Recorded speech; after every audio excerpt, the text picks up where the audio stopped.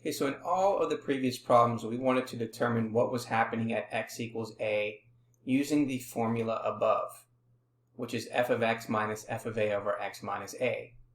However, when we start looking at these problems as a single problem, this will not always be the best formula to work with. What we'll do instead is to first determine how far from x equals a we want to move, and then define our new point based on that decision. So if we want to move a distance of h from x equals a, the new point would be x equals a plus h, as is shown in the sketch below. Here's our point A. If h is greater than 0, then we know this point is going to become x is equal to a plus h.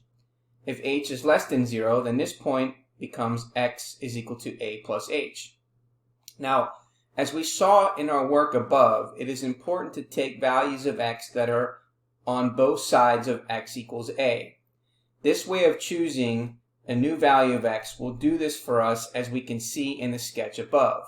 If h is greater than 0, we will get the value of x that are to the right of x equals a, and if h is less than 0, we will get values of x that are to the left of x equals a, and both are given by x equals a plus h. Now, with this new way of getting a second value of x, it will become the following. So in our formula above, we had f of x minus f of a over x minus a, which is now going to become f of a plus h minus f of a divided by a plus h minus a. And so if we combine like terms, we end up with f of a plus h minus f of a.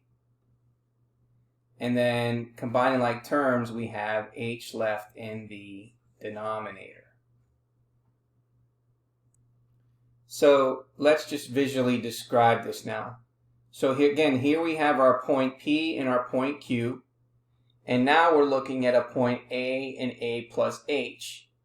So in order to find the slope of this tangent line, now the rise is now f of a plus h minus f of a, or the change in y, divided by h, which was a plus h minus a.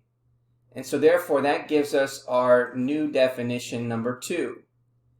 If we want to find the slope is equal to the limit as h is approaching 0 of f of a plus h minus f of a over h.